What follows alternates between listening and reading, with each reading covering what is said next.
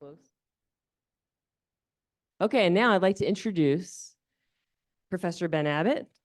Ben is a professor at BYU, and I came to know Ben a few years ago when Tom told me that Ben taught environmental science, and it was during the pandemic, and he said that Ben was teaching it online, but if we were interested, he'd make it so that we could take the class too. He'd make it free, and we could just do a pass-fail. And in fact, he'd just do it for anyone. And so we signed up, and he was amazing. And it was so wonderful to listen to the other students and their questions and their prayers at I don't know if it was, I can't remember if it was the beginning or the end of the class. Someone would give a prayer, the environment. And it was just wonderful. So I listened in the next year too, and I would just listen while I was biking or, skiing or whatever it was. And then you might also know Ben because he was involved in opposing the lake restoration project on Utah Lake. And I don't know if he's going to talk about that at all, but he was in the news a bit about that. And now I'm sure he'll tell you a little bit about his work with Grow the Flow, which is another amazing way to engage his students in helping to save the world. So with that, I'll pass it over to Ben.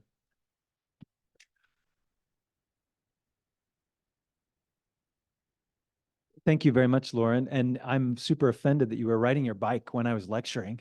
Like, come on. I gave you a non-binding pass to that class. I'm really grateful to be with you today. And I love the energy and feeling. And I love Citizens Climate Lobby. In fact, we considered calling Grow the Flow the Citizens Lake Lobby. But then a marketing person said, that's the dumbest name ever. And they might get mistaken for Citizens Climate Lobby. So I want to talk today. I'm an ecologist. I study, thank you.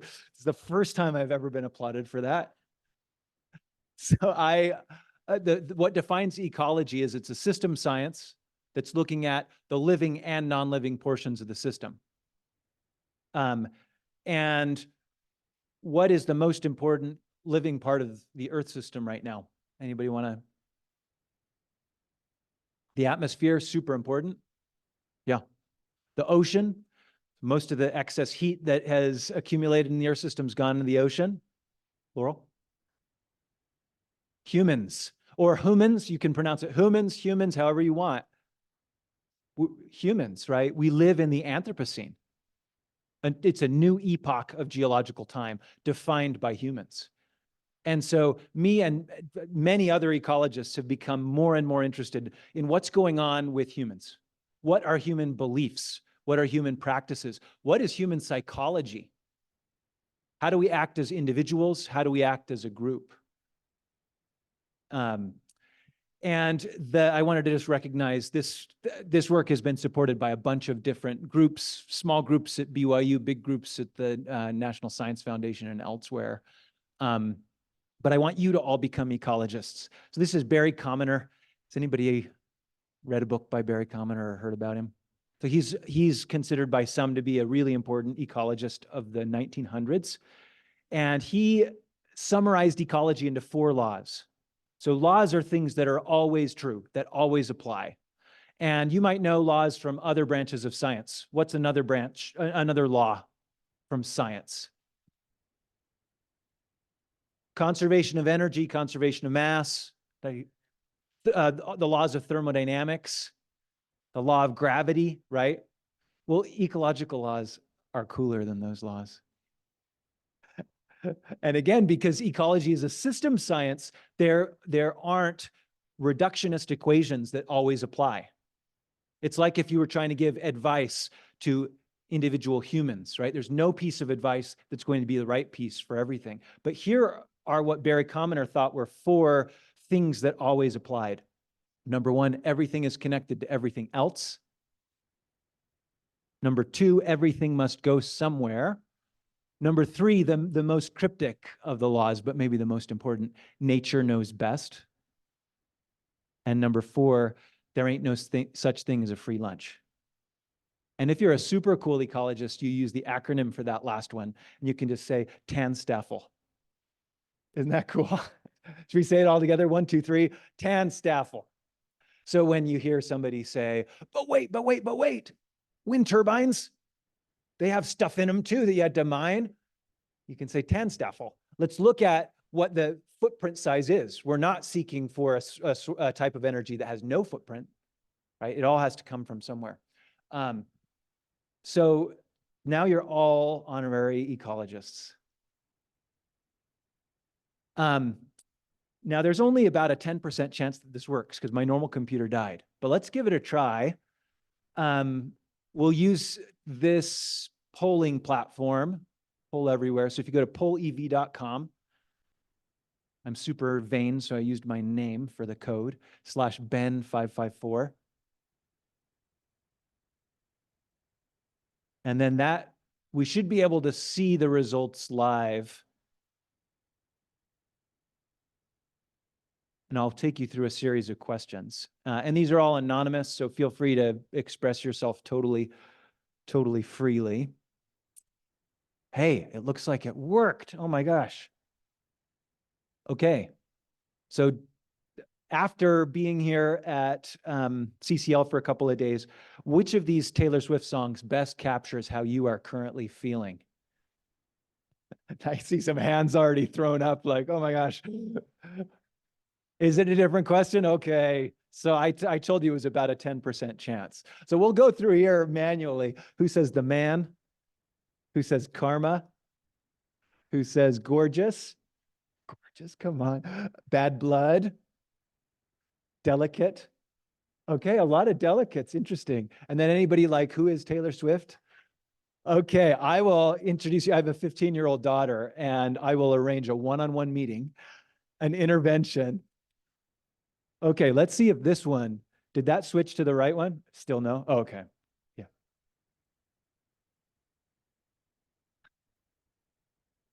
Okay, we'll leave it.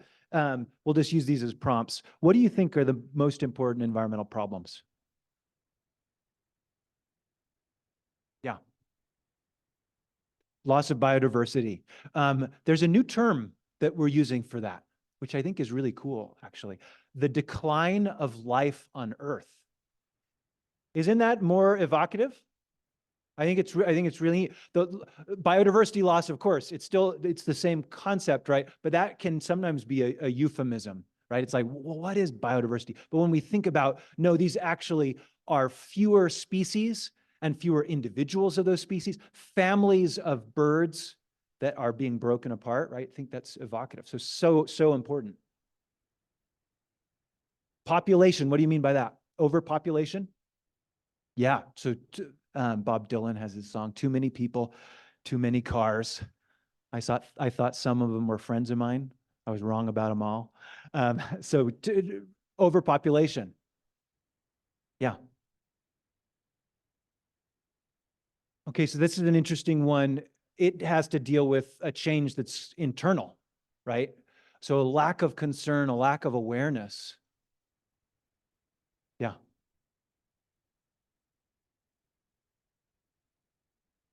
Okay, so Tom said the nitrogen cycle, and we hear a lot about the carbon cycle at CCL, right? But if you look proportionally at how much we've modified these two cycles, we've augmented the carbon cycle by around 10%, which is a lot. That's a lot, right? And over time that accumulates.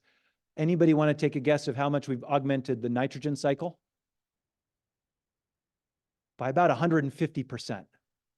So humans are now creating more reactive nitrogen than all of the natural processes combined. And this disruption of these big biogeochemical cycles has all kinds of implications, including for climate, right? Do I see a couple more hands? Yeah.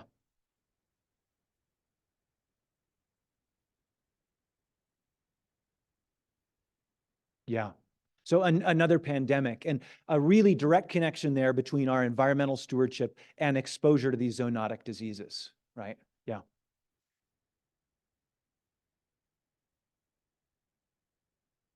Yeah. So these two ideas interact really interesting, overpopulation and overconsumption, because the global human footprint depends on the product of those two parameters, right? And so you can turn the knob with either one of them as far as how many Earths we need to support this many people with this kind of lifestyle. I see a hand back here.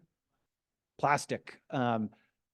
We have new estimates of how much plastic is not only on the top of the ocean, but on the bottom of the ocean, on the sea floor, just yesterday. And inside of ourselves, right? We each, about every 2 weeks, we inhale a credit card's worth of plastic. Breathe it, right? Isn't it? Delicious plastic, yeah. So water, availability of water. And that, thank you for bringing that up. Really dear to my heart here, thinking about local lakes. But this, water is also the most important molecule for climate. And in fact, the small changes that we make to CO2, CH4, and N2O are amplified by more water vapor going into the atmosphere. So water is the most important and magical molecule. Thank you. If you were to ask me, these are the 4 most important environmental challenges. Number 1 is harm to human well-being from environmental pollution. Number 2, decline of life on Earth. Number 3, disruption of Earth's great cycles. Thanks, this is the first time anybody's ever said that. You must have taken a class from me. And number 4, climate change. And I want to make a distinction here. All of these are important issues, and there are many other important issues, right? But I mainly care about numbers 3 and 4 because of how they influence 1 and 2. And I think that there's something really simplifying and powerful when we can say why we're doing what we're doing. Do we just care about climate? Like, are we all atmospheric scientists? And we're like, we love how it's a chaotic system and it's got these different layers. Maybe that's some of us. But I bet that most of us are here today on a Sunday in the late morning because of our love of one another, of our families, because of our love of the amazing diversity in the human family and in the broader tree of life. And if we can start with that why, explaining why we're doing this, I think a lot of the things become clear. And a lot of the battles about does it even matter go away. Venus has a climate too, and it's super screwed up. Venus didn't invest in a moon, and so it ended up slowly turning over, and then all the water got up. Yeah, but it doesn't have the same moral implications as it does for us taking care of our climate here on Earth, right? Where almost 9 billion people depend on it. Okay, let's see what comes up here next. So I do just want to put this graph up here. As a student in our program, Isabella Arrigo, and Logan's a co-author on this paper, came out in 2020. And one of the most important things that she did, I think, is simply compare different avoidable causes of human death. So there are about 60 million people who die every year. And if we look at what is accelerating, how many of those people died that year that wouldn't have otherwise, there are things on here that we think a lot about, right? Communicable diseases, malnutrition, both overnutrition and undernutrition, violence. And the thing that many of us are not thinking about when we wake up in the morning is environmental pollution. And it dwarfs all of these other things. Again, it does not mean that any of these other issues aren't important, but this needs to be up there on our list when we're thinking about concern for people. So whenever anybody puts up this dichotomy between, are we going to take care of people or the environment? It's just like, wait a minute. We're going to take care of the environment because of our love for people, right? If we care about the people in the house, we've got to take care of our home. This is really, really central. And then this is one about the decline of life on Earth, because actually, if you look at how many living things there are more living things than normal, or than there used to be. But look at what they are now. So this is showing in units of 1%, all of the mammalian biomass in the entire Earth system.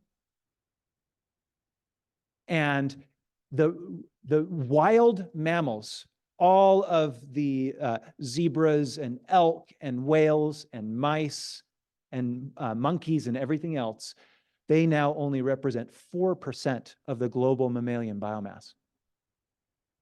And this on its own doesn't, I'm not making a moral judgment one way or the other, but we are big, we as a species.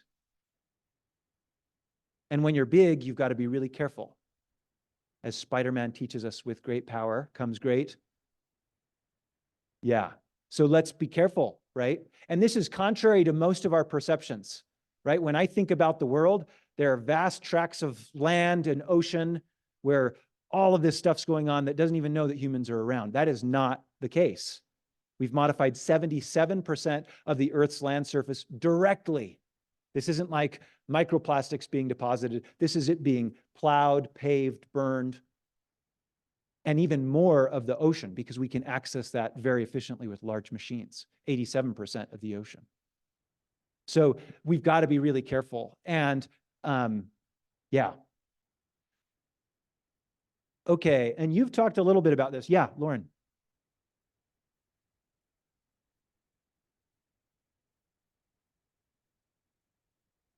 Yeah, so we express biomass. Almost all living things, except for plants, have about the same carbon, nitrogen, phosphorus ratio. So you can just express how much weight there is, take out the water, take out the hydrogen, and just leave the carbon. It's about half of your dry mass. If you were to dry yourself out and then put yourself through an analyzer, about half of that would be carbon, the mass. Yeah. So this is all, so the question was, No, let him say it. yeah, the question was like, wait, are we talking about number of cows? No, we're talking about the weight of all of those things. So, one cow is worth several humans, right? I don't know the exact conversion number there. But we're talking about the overall mammalian biomass. So the weight of all of those things. There are other interesting figures you can talk about. Did you know that all of the things that we've created, all of our roads and buildings and spaceships and everything else, it weighs more than all life on Earth, including all of the plants and all the bacteria, which far outweigh, vertebrates are a pretty small portion of global biomass when we look at the plants. But our chairs and conference centers and universities weigh more than all life on Earth. So again, that's not to say humans are bad, we don't want them here. In fact, I think that it means we really need to focus on developing a healthy relationship with the environment, right? And we've got to do it now. If we were just one of the 8 million species is what we estimate the number of species on the Earth, then it doesn't matter as much. Thanks for that question. Okay, so you talked about this already, what's causing the problems, the apathy and lack of understanding. But I think it's interesting that scientifically, there really are these two big drivers: dirty energy and unsustainable agriculture are the two human systems that have the biggest impact. But the problems here stem from something deeper, right? A loss of proper relationship with one another and with our home. Right? We wouldn't be engaging in a lot of these activities if we had reverence and respect and relationship with our home. And I love Naomi Klein paraphrases Wendell Berry, and she says, if we each loved our home place enough, then there could be no sacrifice zones, right? Where we say, okay, and it's no longer NIMBY, right? It's like we have to find non-poisonous ways of meeting our needs. It's not just put it out of sight, out of mind. I actually think it's a big blessing here that we can see the Bingham, Kennecott copper, right? We actually see that impact and face it. Likewise with our air pollution. Air pollution is worse in the southeast US than here in Utah, but we're more aware of it because we can see it when we get an inversion. Okay, I'm going to skip over these because they're not working. Okay. I want to look at some different models. Actually, I do want to stop here and ask this question. What is going on with mental health? When you think about young people in your life, and we can use young in a broad sense, just people younger than you, how are they doing? Is their mental health showing a strong improvement? You can raise your hand when you get to the one that you believe in. Strong improvement, mild improvement, stable, mild decrease, strong decrease.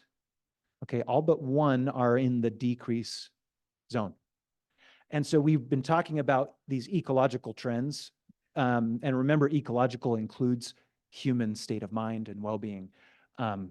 If we look at trust in each other, this is really interesting polling from the US General Social Survey that shows that we've had a mild but consistent decrease in the percentage of people who think that most humans can be trusted, right? But then look at this one, public trust in government in the United States from the 1950s, 3 and 4, to the 2020s, where it's about 1 in 5. People say that not that the government always gets it right, but that they're generally trying to do a good job. That gives me the shivers, right? This human shift that's happened. And if we look on a personal level, this is a paper that actually ended before the pandemic. And I think it's helpful because sometimes people will say, oh, it's just COVID, right? No, this was happening before. These are very serious mental issues, and the percentage of adolescents suffering from them. Low in flourishing, severe depression, self-injury, suicidal ideation, severe anxiety. The problems that we're facing go beyond an accumulation of greenhouse gases in the atmosphere, right? There are deep problems that are manifesting in individuals, in communities, and in our entire global biosphere. And there are many wise people that have pointed out these connections, right? Wangari Maathai says, we're called to assist the earth to heal her wounds, and in the process, heal our own. Isn't that beautiful? What's the first ecological law? Everything's connected to everything else. We sometimes think of that only negatively, right? When we mess up an ecosystem over here, then the negative impacts are going to rain down on all of us. The same is true of positive change. When you make a change in your family, in your personal life, in your community or state, those positive ripples propagate out through the network. Isn't that beautiful? And as we address these issues, so many young people are trying to find meaning, trying to find a place to fit in that goes beyond just buying the right kind of shoe or cell phone, right? And so these crises are actually what we need right now, if we can face them, if we can engage constructively. Barry Commoner himself talked about this, right? That at the root of all these environmental problems, to solve the environmental crisis, we must solve the problems of poverty, racial injustice, and war. Right? It's not an issue of how we're treating the sediment and water and physical things around us. It's how we're viewing each other. Because when we have love for one another, we can't. It doesn't make sense to think about extracting natural resources at the expense of someone else. It's like, no, we've got to figure out a path forward that brings all of us along. It's profoundly pro-human. The religious leaders, in fact, my colleague George Hanley at BYU says the most important movement in world religion right now is religions waking up to their environmental stewardship and taking a real leadership here. And that's nothing new. If we look for most of these large religions, that's been a part of the doctrine for a long time. But there definitely has been an acceleration of action on this. The Pope's encyclical, and I love how simple this is. God shows us how inseparable the bond is between concern for nature, justice for the poor, commitment to society, and interior peace. It's like the whole world, encapsulated there. It's part of the same thing. just a couple of years ago, Bishop Kosei, the presiding bishop for the Church of Jesus Christ of Latter-day Saints, emphasized this in our general conference. The general conference is going on today. If you want to tune in after this meeting, lds.org.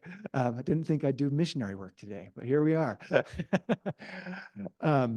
And the idea is being adopted by agencies and groups around the world. This is the One Health concept, which I think is so wonderful. Recognizing that we can't just think about dealing with human health in isolation from the environment, in isolation from animals, speaking about pandemics, right? This is all a part of the same thing. Okay, I'm going to skip over another one. So let's talk about a few theories of change that have evolved for me. Has anybody seen a figure like this? I took and almost failed economics, and this is what I was taught: the different types of capital, right? You've got financial capital, and then within that, two categories: human capital and natural capital. I think it's maybe a useful model in economics. Anybody seen a figure like this? Right, this is the sustainable development model. It says we're going to think about these three things, and sustainable development is where they overlap, right? But I think that this model is almost as bad as this one, actually. Look at what it implies, that huge portions of the economy somehow exist outside of society and the environment. Where is that? Like, even if you're Jeff Bezos, everything that you do happens within the Earth system, right? And so here's how I like to think of this ecological view, where we recognize that nature, or what I would call creation, everything's happening within that, right? Human society is a portion. And I actually drew this circle to kind of represent the percentage of nature that humans are taking up, thinking about the Anthropocene, right? So it's a big circle. But then within human society, the economy is just one of many things that we're trying to accomplish. But I think this hierarchical model is helpful when we're making value judgments. When we are saying, if there's a trade-off, what direction are we going to put the benefit toward? And then here is how I used to think change happened. Thanks for laughing. Yeah. You know what changed it? Yeah. So I tried to use this model a lot, right? I would testify at committee hearings. We would organize Zoom meetings. This is a true story. We held a, quote, emergency symposium one time. Like, that's a total oxymoron. There's an emergency, so let's sit in a room and talk about it, you know? So I no longer hold this view, and this is kind of the whole thesis of the presentation. All these things are important, right? I don't want to denigrate any of them, but here's a view that came from one of my mentors, Terry Chapin, thinking about how the system changes. And I think this is really interesting. I used to think of policies and behaviors as like the absolute thing. Once those are right, everything else falls in line. And this view instead says, when we look at the values and system structure of what's going on, then the policies are just a reflection of that, right? And maybe it takes 1 year more or 10 years more for the policies to really align with what the values of the people are. But this is a different bottom-up model. And of course, because of ecology, there are arrows linking all those. Sometimes the policy leads and helps us awaken our values in a new way. So yeah, that's the goal, but how do we get there? Especially with these issues that are so time sensitive, right? Every year, we can always say, all right, let's do this incrementally. Let's roll out renewable energy, but we also need to make sure that the coal industry is still healthy here in Utah, right? That's what some of the policy backsliding that we saw this year. How do we get there? How do we get there fast enough? I'm going to just use 5 minutes to talk about 2 lakes. And this is a postcard from the 1950s. Everything that you want to know about Utah. Do you notice anything that's missing here? So yeah, there's no mountains, there's no skiing. It wasn't as big back then. Isn't that interesting? But right between Sevier Lake and Great Salt Lake, there's a big hole where Utah Lake actually is, right? So this was obviously made from somebody who didn't live here.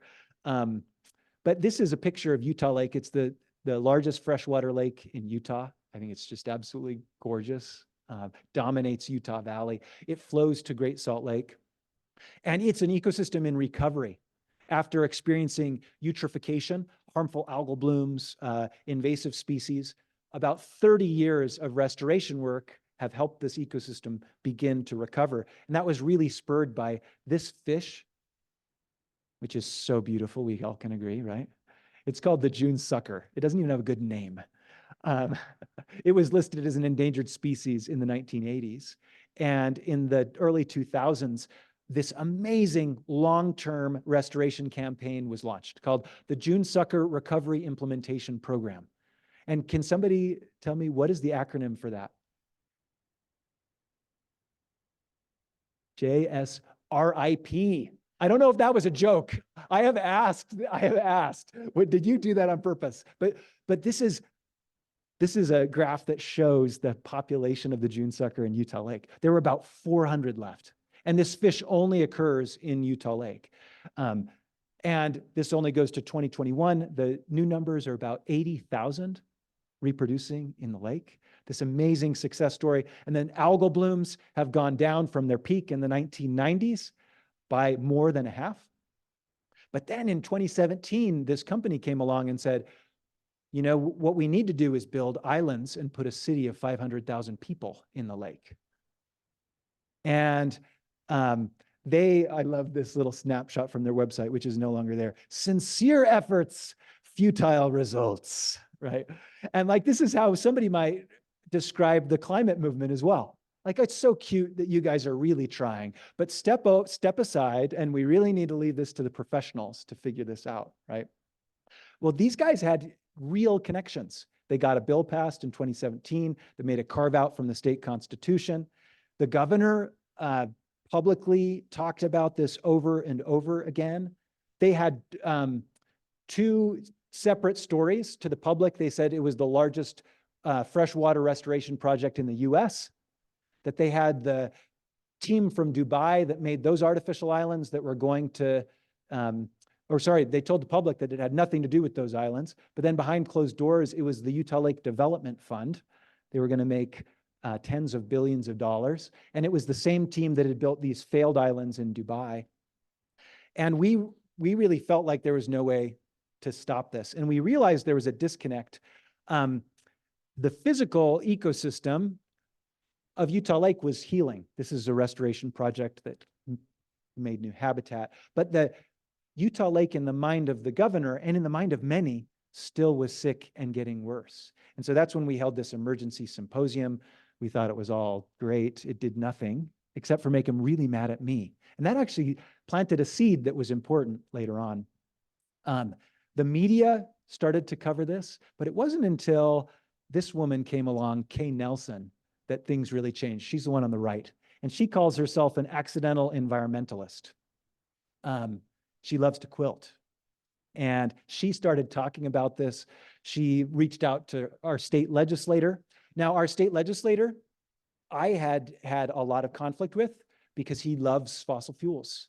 And he had shared a PragerU. Anybody familiar with PragerU?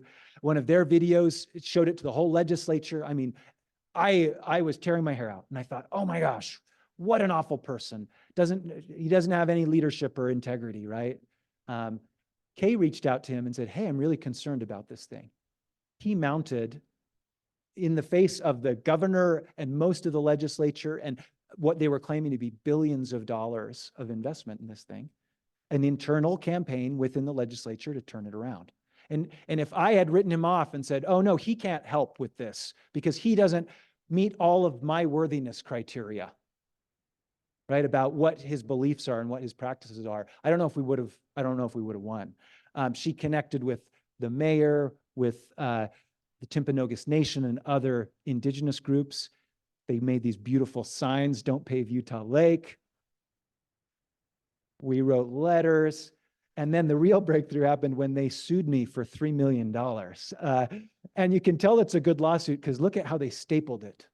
Well, like, does anybody put a staple there? I have this framed in my office now. So we won. We turned this thing around. And in just a matter of months, the director of Forestry, Fire, and State Lands just said it's unconstitutional, which we'd been saying from the beginning. But it was only because we pulled together. And we found there are lots of divisions in Utah. But there also is a shared belief in each other across religious and cultural and ethnic and racial backgrounds. And so here's kind of my new theory for change. It starts with learning. That leads to caring. That leads to hope and faith. Now, faith is a belief that you can change things, right? It's not that they're going to change on their own, but you start to think maybe my efforts are going to have an effect. You organize. I love Bill McKibben's comment, right? When you're asked what's the most important thing that individuals can do, the answer is don't act as an individual, right? It really matters that we organize and work together on this. That leads to action. And since everything is connected, there are these interesting feedbacks, right? As you get to know people, you feel joy and happiness. And so now we got to do a harder thing, and that's turn around the decline of a much larger lake, Great Salt Lake. That is almost gone. And so I don't have time to talk about this in detail, but it's a lot easier to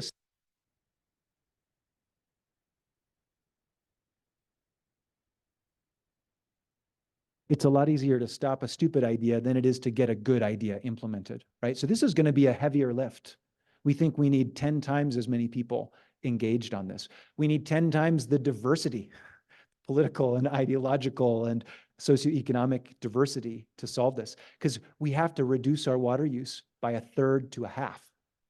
And the lake's already right on the edge of collapse. So it's very analogous to what we're trying to do with the climate movement. We're already pretty far down the road. So I'm gonna stop there. I think we've got time for maybe one question, but I just want to thank you for the work that you're doing and express my belief that each one of you is needed, not in a generic sense, but in a very individual sense, that each of you has gifts and resources and relationships that only you can bring to this fight. Thank you very much.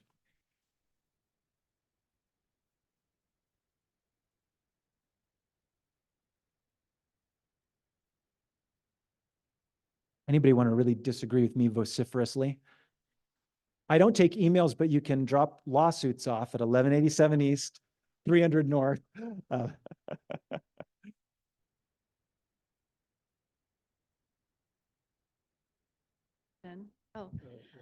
So I'm from Montana. I don't Yeah. know the situation with the Salt Lake.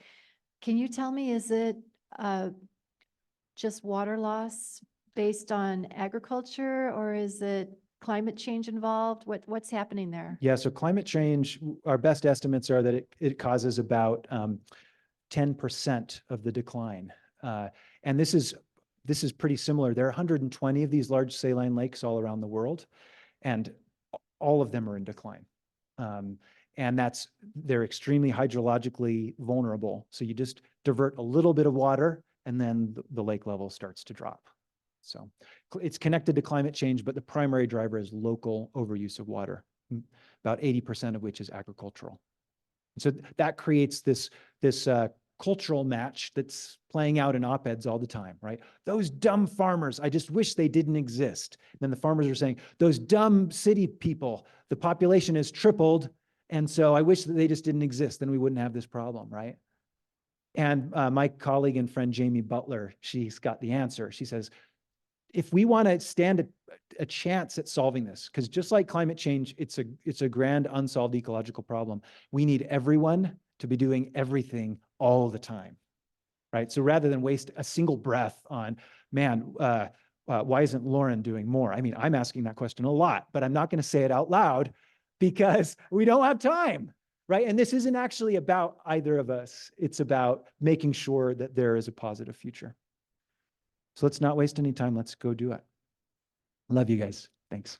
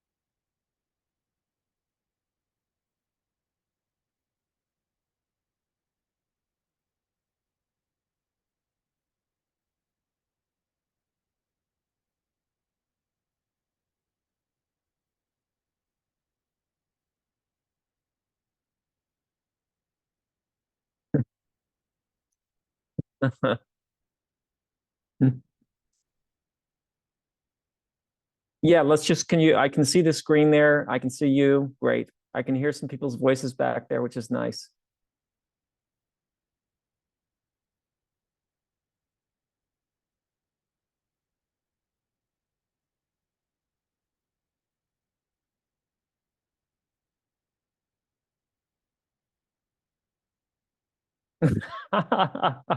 It's okay with me if you're there, Bill.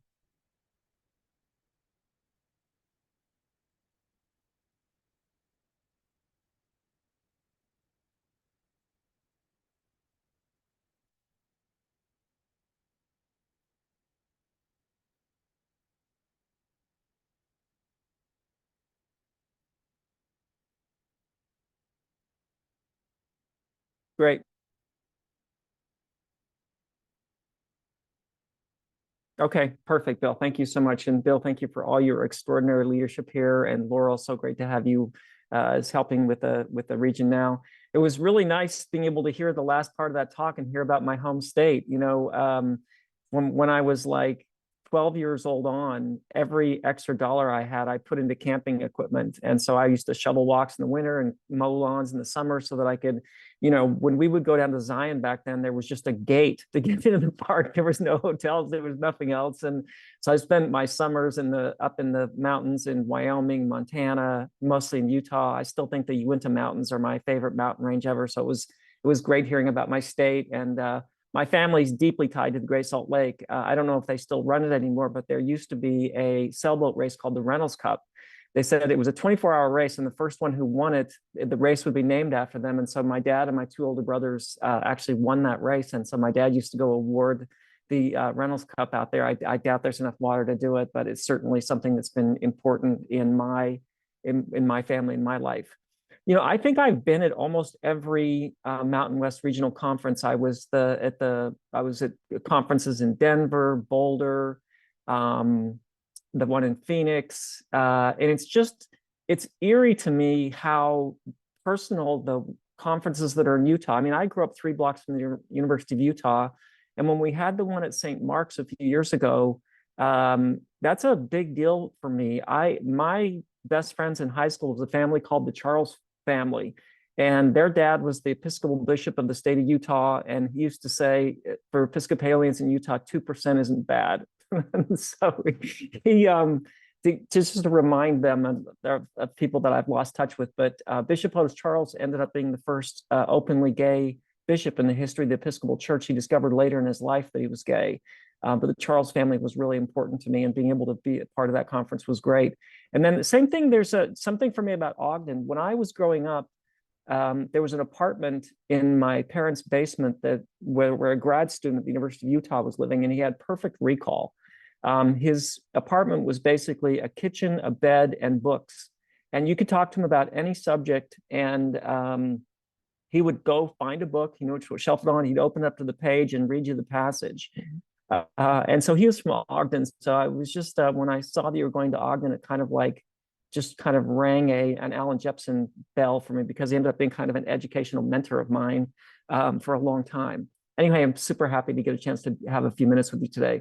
there's a lot happening in the organization. And what you can see is a few updates of the policy roadmap that we laid out earlier this year. So you can see that there's 5 things that we're working on: carbon pricing, permitting reform, healthy forests, electrification. And then there's a lot of things that we're already doing in the primary elections and we'll continue to work on from now till the end of the year. This is a really important season. But as you can see that there's some pins already dropped in of, we got 11,476 messages to Congress about permitting reform. The Senate passed the COVID Act out of committee. In February, we got another 11,339 messages. And then we had the Conservative Conference last month and had 47 lobby meetings with it. There was another 8,000 messages to Congress this last month. So that, I'm sorry, that wasn't updated. We just got that information yesterday. And I think the really big thing coming up now is the June conference. I don't know how it is for you actually being able to get together, but it was always really, really meaningful for me. That's why it was so nice for me to be able to be at most Mountain West conferences. But I'm really hoping that as many of you as possible can make it in June. There is at least 3, I think, really important things that happen. One is our being together, in my view, is spectacular. And so I really hope that if you can make it work, that you'll be there and I get a chance to see you in person. That's just a little bit selfish. It's just, to me, really nice to actually get to see you, to give you a hug, shake your hand, whatever you're comfortable with, wave at you, if that's as high a level of comfort as you can take. But then I think it's important that we make a statement on the Hill every year, that we tell Congress, we're not going anywhere until we solve this. And so the fact for the last 15 years we've been there every year, we will be there and we'll be there again. And so it's important to make that statement on the Hill. And then there's the organization called the Congressional Management Foundation, who actually studies Congress. And they still say the single most impactful thing that you can do with your member of the House or Senate is to meet with them in person. That has more impact for constituents to meet with them. It has more impact than anything else that happens. So whenever there's a chance to do that, obviously there's a chance to do that back in district, but when we can do it on the Hill also, it really matters. So again, I hope that I get a chance to see you there also. Okay, I want to update you on a couple of really, really big projects that are happening in the organization right now. In June, we had a committee, 5 members of our board, who started to work on the recruitment and hiring of a new executive director. So they have been meeting every week since June. It's a remarkable group of people who's put in incredible work. We got over 400 resumes. There's been tons of interview hours, and we're down to 3 candidates. So probably sometime this week, the board will be making an offer to one of those candidates. And I'll just tell you from my own experience that having spent a lot of time with all 3 candidates, I think we're going to be thrilled by, I mean, everybody there and me with where we are, because all 3 candidates are exceptional people, have great experience. And I think that we'll be excited to see what we see. So anyway, we could be hearing something on that as soon as, later this week or early next week. So it's been a long process. The committee on the board that's been doing the work, one of those is Scott Leckman, who's from Salt Lake, has really been doing just remarkable work, and we'll be excited to hear and get introduced to this new person soon. Same time, there's been a huge amount of work on revisiting our vision, our values, our theory of change. In 2007, when we started CCL, what we had is we had 2 statements of purpose. Creating the political will for a livable world and empowering people to have breakthroughs in their personal and political power. And, it was really simple. We just took the organization that we had modeled ourselves after results, and we just changed a couple of words. So that was pretty simple at that point. And then 7 years ago, Leslie Beatty comes along. She was a volunteer then and said, I think I can, if you give me a chance, distinguish CCL's values. And I think the organization got a lot of juice from doing that. So because of the enormous amount of work that's been being put into this, I think what's going to happen is when we get through this process, we'll have a refreshed way of looking at ourselves, a refreshed way of understanding ourselves that gives us additional juice, additional power to do our work. And we will be able to roll out at least the first part of that, at least the vision and values at the June conference. We're working on the theory of change now. This has been really hard, slow, excruciating work. So I'm optimistic that we can have the theory of change done by the June conference, but I'm not entirely confident. Okay, the last thing I want to leave you with is something that happened from an encounter in the Salt Lake City airport. So Joe Robertson, who is our head Citizens Climate International, ran into Senator McCain in the Salt Lake City airport. And after Senator McCain passed away, Joe wrote this short remembrance, and I think Bill will be able to scroll along as I read this. He says, Senator John McCain will be missed for many reasons, but I want to offer a personal one, which I think we will all come to understand more deeply as time goes on. The senator was a giant of American politics, first and foremost because he was willing to put aside his own comfort and convenience in order to meet a higher standard of service. This allowed him to act with the uncommon grace required to invite the two men who beat him in his attempts to win the US presidency to deliver eulogies at his funeral. John McCain understands that service to a democratic society is a challenge far richer and more transcendent the question of who wins which argument on which day. It has been said that his rivals loved him for this. I knew John McCain, as most people did, through his public persona, through his acts of service, through his incomparable history of valor and sacrifice that ensured his words would always carry weight. But I also had the good fortune to meet him and to share with him the gratitude of tens of thousands of citizen volunteers who work to make our democracy more human, more thoughtful, and more forthright in solving big problems like climate change. Senator McCain looked me in the eye, thanked me for passing along the spirit of gratitude, and as if it were a conversation he was all ready to have, said, I know your group. Your volunteers are doing remarkable and necessary work. They do the hardest thing there is in a democracy, which is to sit down with people you disagree with, listen, share, trust, and have serious conversations where people like each other afterwards. He laughed at this, noting how rare it is in politics, and added, that kind of advocacy keeps us all going. We need that more and more. He listened briefly to my story about learning from my grandfather what civics and public service can and should be. Then Senator McCain told me about his own motivation and to keep this in mind and to share it whenever I thought it would be helpful. He said, our democracy depends on the goodwill of citizens who serve in small ways every day. So I've always worked to honor the service of all of those people. That is the highest honor, to be in a position to do that. I'm not perfect. I'm the first to say so, but there's nothing more important than engaging our civic process with principle and goodwill. Tell your friends to keep up the good work. I know I'm not alone in saying that Senator McCain proved himself even more remarkable in this kind of face-to-face meeting. He offered his wisdom, his support, his goodwill, and the authority of his long life of service, and yet somehow spoke to well-meaning people as friends and equals. He was generous in moments like this, and I know from people who knew him far better than I that he would stick his neck out for good people in need of help. He understood the liberating power of solidarity. As President Obama said of him, when all was said and done, we were on the same team. We never doubted we were on the same team. What we'll miss most, I think, is John McCain's uncommon determination that it be known that if your intentions are genuinely good, if you're working for a better future, if you will sacrifice comfort and convenience to ensure all people have the right to be free people in a free country, then you're part of his team. We need more. We need that more and more. So really, why I asked if I could join your conference today for a few days is to just thank you for doing what former Senator McCain said is the most important work that Americans can do. So thank you so much for that. And thank you for letting me join for a few minutes today.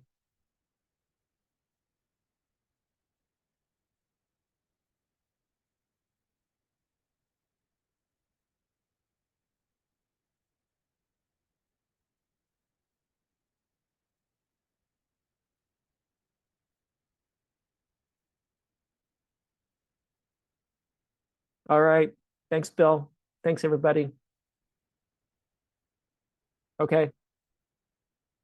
Okay. Thank you. Take care.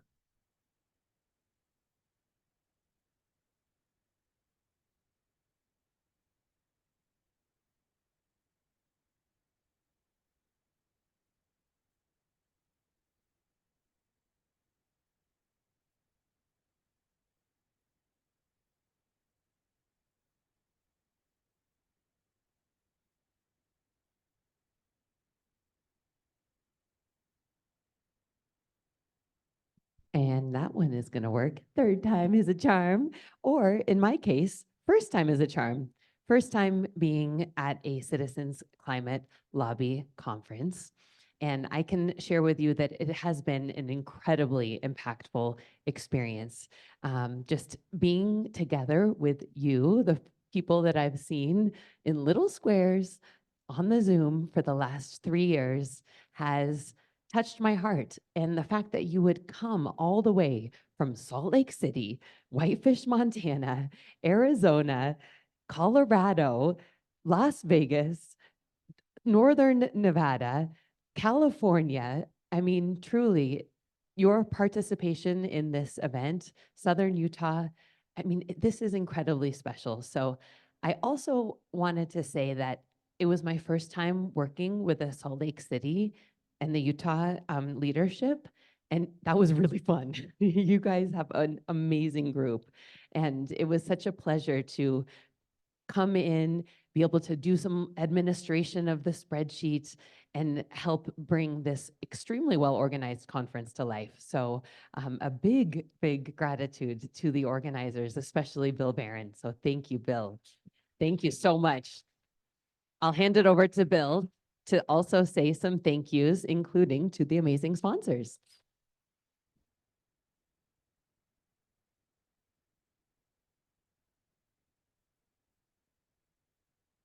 Okay, can you hear me?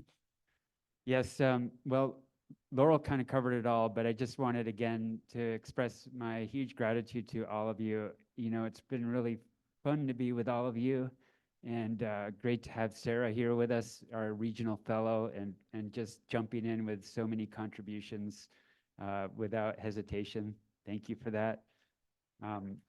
Yes. There have been so many sessions that I just think are mind-blowing that we've had, and we've made a very great effort to be sure we got as much as we could recorded. So we should have some recordings for most of our events. So we're really excited for that, and we'll be putting that on our Mountain West YouTube page. So we'll have access to that for future reference. But Laurel kind of touched on it about how much appreciation we have for the efforts all of you have made to be here in Utah, and being here in person reminds me of the huge value it is to be together in person. And from having not been able to really do that effectively as a region for so long due to COVID, it's just really exciting to be back together with everyone. I want to again express the gratitude to everyone who made contributions to making this conference a huge success. Julie Hancock with the silent auction efforts. We had Steve Glazier also helped, and he got sick on Friday.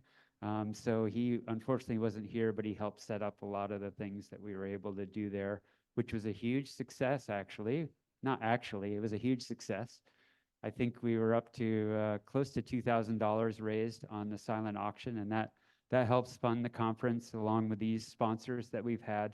So thank you for everyone who made their contributions through donations through this silent auction.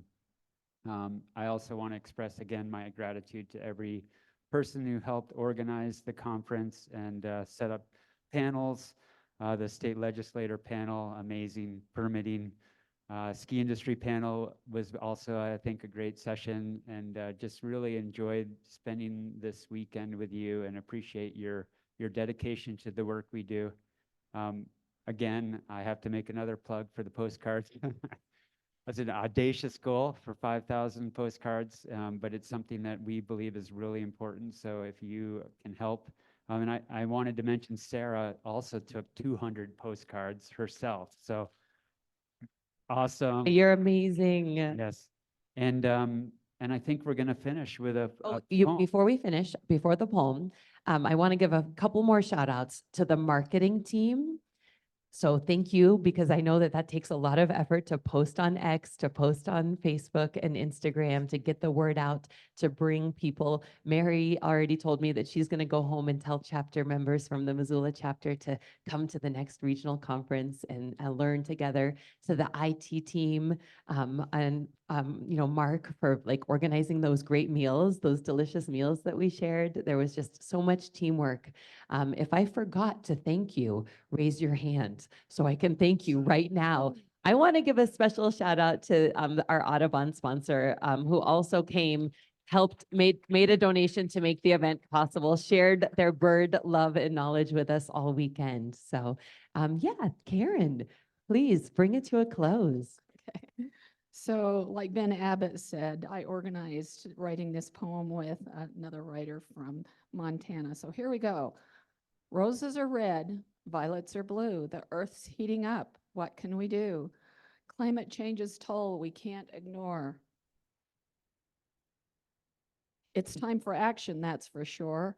Renewable energy let's embrace to slow the warming, pick up the pace. Plant trees, protect green spaces, reduce emissions in all places. Melting ice caps, rising seas, all up to us to halt heating degrees. Call Congress today and ask them to act. There are solutions at hand, and that's a fact. Carbon pricing for one, a fee on the source, cashbacks to us, the most effective course. With every step, let's take a stand for the future of our precious land. Roses may wilt, violets too, but with our actions, hope will renew. So,